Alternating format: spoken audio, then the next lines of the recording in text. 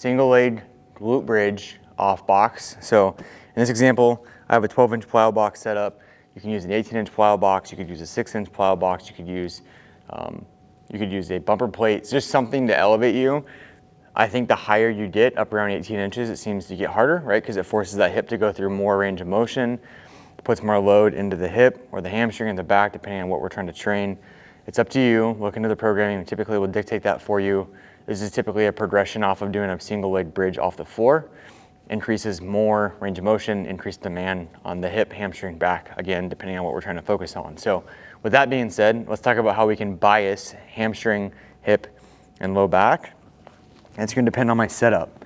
So if I want to focus on getting my glute to fire as much as possible, feel my glute fire as much as possible, oftentimes what we'll do is we will hold the off leg.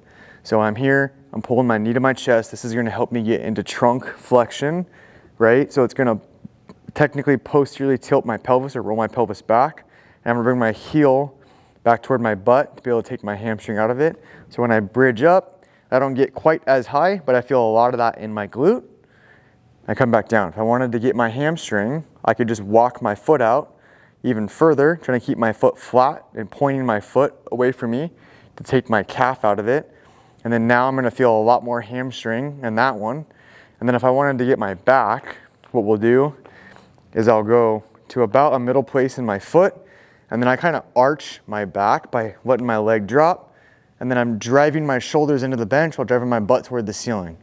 You're going to feel that in your butt as well, but by just moving into that extension or that arch position, we're going to get a little bit more of your load to upper back, low back, and then you're kind of like lower mid back. Hopefully that makes sense. So again, if I have my foot far up, I'm hugging my knee, that's going to allow me to get my glute a little bit more. If I just scoop my foot out and point my toe away from me, that's going to allow me to get my hamstring a little bit more. If I want to get my back, I'm going to let go of my foot and kind of push my shoulder blades into the surface that I'm on to get my back to fire. And then if I'm all the way on the ground, that's going to be the easiest version. And then as I increase the height, it's going to become harder.